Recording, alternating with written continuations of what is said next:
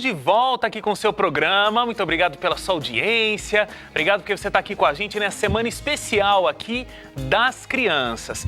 E olha, a gente está falando hoje sobre birra, inclusive a gente quer a sua participação. O que você sente quando você vê uma criança fazendo birra aí nos locais públicos? facebook.com/seu programa e também o @seu programa é o nosso Twitter, tá bom? A gente quer a sua participação. A doutora Caroline Freire, que é psicóloga infantil, ela vai explicar pra gente o que é birra e por que as crianças têm esse tipo de reação. Acompanhe só.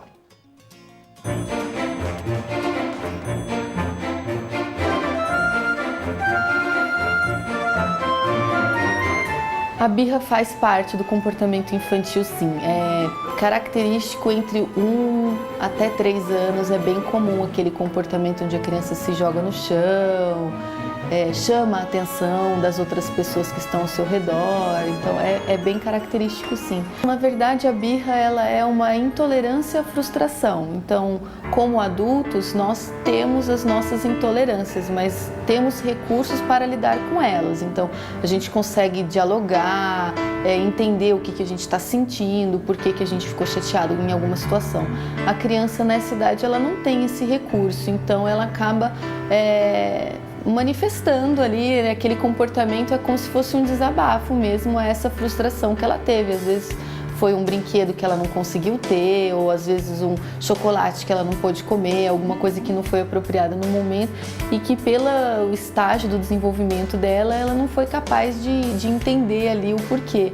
Então faz parte, sim, até provavelmente essa faixa etária aí de 3 anos, enfim, aí aos poucos a criança vai entendendo que a frustração faz parte, que em alguns momentos ela não vai conseguir se satisfazer, né? E ela vai aprendendo a lidar com os sentimentos dela.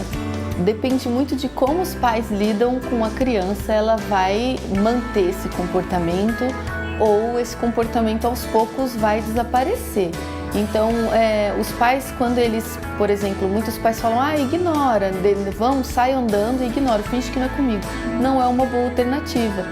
O ideal é você retirar a criança daquele ambiente onde ela está causando. Então, se está numa loja, num shopping, ou se está num restaurante, ou se está na sala com todos os familiares, retira a criança do ambiente, coloca ela num quarto ou em algum lugar onde ela se sinta acolhida, né? Desça no nível dela, fale olhando para o olhinho dela, olha, eu entendo que você ficou frustrada, que você ficou chateada, mas não vai ter jeito. A mamãe vai ficar aqui com você, mas esse seu comportamento não está bom e você precisa parar. Então, é legal você demonstrar que você está ali junto com a criança, né? O cuidado que a gente precisa ter é de não reforçar o comportamento. Então, abraçar, fazer carinho, aí você acaba reforçando e a criança repete esse comportamento. Então, é um meio termo entre não abandonar, mas também não reforçar.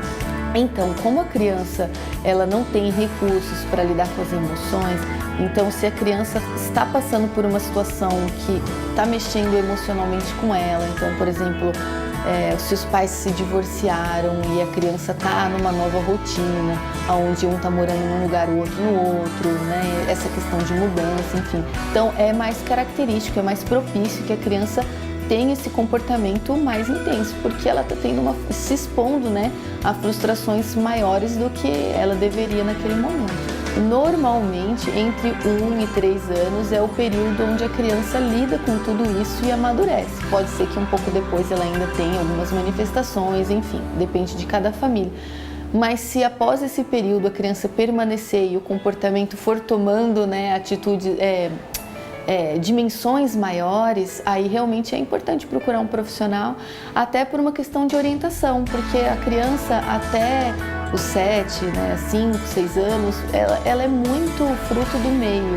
Então, muitas vezes o trabalho do psicólogo vai ser uma parceria muito grande com os pais, em termos de orientação, mais às vezes até do que com a própria criança, que ela ainda é muito novinha. É importante procurar um psicólogo, né, ou outro profissional da área que tem esse contato com essa faixa etária, porque ele vai conseguir perceber se a questão é da criança ou se a questão é com os pais. E aí a parceria ajuda muito, assim, é um trabalho bem em conjunto, né? Às vezes até com a escola, a gente faz esse tipo de parceria. Eu acho que os pais, é um desafio muito grande, né? Que a gente enfrenta no dia a dia e que é muito importante a gente procurar conhecer, né, as fases do desenvolvimento dos nossos filhos. Olha só, muito obrigado, viu, doutora, pelas explicações tão consistentes aí para a gente começar a nossa conversa de hoje. Deixa eu apresentar minhas convidadas aqui de hoje. Olha só, estou recebendo a tia Cecel, Semana da Criança e a tia Cecel. Não é a Semana da Criança, né?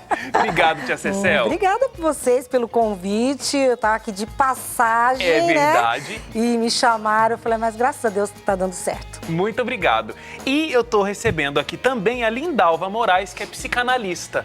Muito obrigado, Lindalva, pela sua presença. Eu que agradeço o convite. Deixa eu começar perguntando para a tia Cecel, porque a tia Cecel é mãe de 3 filhos, né? Os Iglesias, inclusive, o trio. Como é que era? Eles fizeram birra quando eram criança?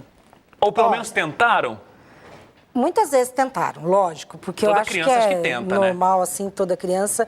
Mas eu até estava aqui ouvindo, né, a doutora falando e tal, e pensando aqui, relembrando coisas, né, que aconteceram. E, assim, os meus filhos, graças a Deus, não foram crianças de fazer birra, assim. E eu não suportaria isso, porque eu falava sempre, meu pai, eu não quero nunca ver meus filhos assim rolando no chão, fazendo birra por alguma coisa, a gente se por sente querer algo. desconfortável, né? Nossa, Não os pais, eu tô dizendo, a gente que tá vendo a criança fazer isso. Sim, e mesmo a gente como pai, né, se sente mal em ver aquilo, e porque todo mundo também fica esperando para ver o que você vai fazer com o seu filho. Naquele verdade, momento. é verdade. Então, logicamente, alguns momentos tiveram, assim, cada um numa fase diferente, né? A diferença de idade deles também. Então, deu para controlar cada momento, assim, na sua fase. E eu chegava sério, não permitia muito também, Fernando também. Então, não foi tão complicado poder controlar isso daí. Acho que foi um pouquinho mais complicado, quem sabe, com o terceiro filho. O último, caçulinha. O último, mais paparicado pelos irmãos, tal, algumas coisinhas. A gente chegava firme e conversava assim, olha, a partir de agora é assim, né? E aí foi. E aí foi funcionando, graças a Deus funcionou. Ô doutora, a Carolina Freire, a doutora ali do vídeo, ela deu algumas dicas ali pros pais, né? Pediu pros pais chegarem perto da criança, falarem na altura das crianças ali, levar para um outro local e tal. Você concorda com as dicas que ela deu? Como é que você acha que a gente deve lidar com a criança nessa situação de birra? A psicanálise, ela pensa o comportamento infantil de uma forma um pouco mais ampla, eu diria assim. E tudo que ela disse, é claro, é muito pertinente, eu acho que convém, sim, só que guardadas as fases da criança, né? O que funciona com uma criança de 1 a 3 anos não vai funcionar com uma criança que já tem uma interpretação, uma leitura do cenário que está acontecendo. Claro. Então, eu acho que as dicas é muito particular a cada caso e a cada criança. Eu acho que uma dica do que não pode acontecer é o mecanismo da birra funcionar.